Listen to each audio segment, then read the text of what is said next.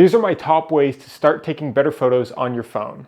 Number one is pretty straightforward, and it's literally just clean the lenses on your camera. You can use your shirt, you can use a fancy wipe, whatever, but just clean your camera. Just do it. Seriously, you would not believe how many blurry, hazy photos there are taken, and it's literally just because your camera lenses are smudged. So don't do that. Number two is great for framing things up in an interesting way, and it's turn on the grid on your camera.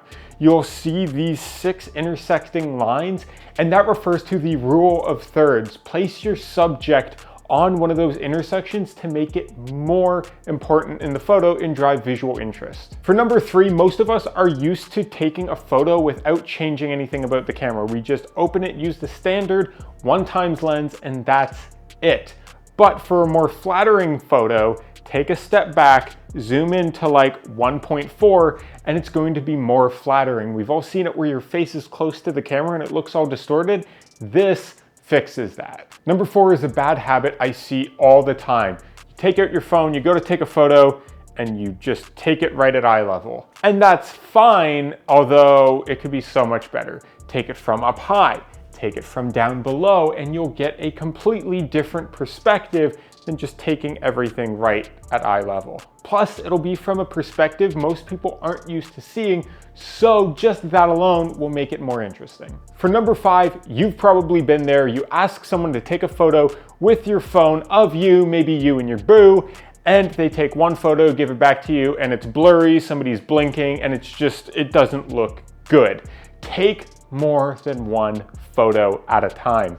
Take 3 photos, 4 photos, 10 photos, because only one will be the real keeper, but the more you take, you can just delete the rest and you'll get that one that actually turned out how you want it. Plus, if you do this for your girlfriend, trust me, she'll love you for it. For number 6, all photos are made up of light, so understand how to use light. If you're taking a photo against a really bright background, it's probably not gonna look great, especially if there's not a lot of light in front of your face. Try either putting that light in front of your camera or put it to the side for a more dramatic look, because you have one side of your face that's bright and one side in shadow.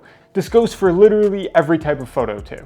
For number 7, when you pull out your phone and you go to take a photo, when you focus on it, make sure to drag that sun down if it's too bright. When you pull out your phone by default, it usually makes the photo a little too bright. For a more dramatic, moody, or more aesthetic look, try bringing down the exposure and you'll get more of a mood going on in your photo, and then it won't be too bright and look washed out and weird. This also goes the same if it's too dark. Raise that exposure up so you can get a properly lit photo.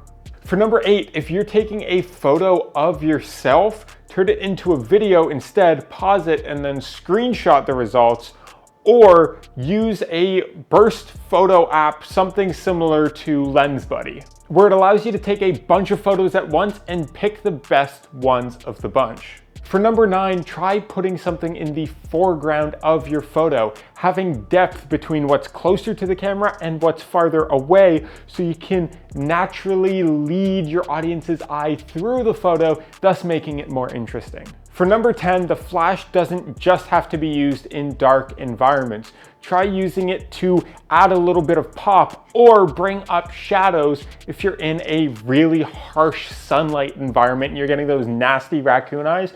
Pop a little flash in there and it'll help brighten that up and give a nice crisp and clear look, especially because that party flash look is coming back and it's pretty trendy right now. There we go. We have 10 ways to take more aesthetic, better photos using your phone. I hope you really enjoyed that video, got some value out of it, and I hope it spices up your photo dumps, allows you to start taking better, clearer, crisper, more interesting photos. If you have not already, subscribe to follow along.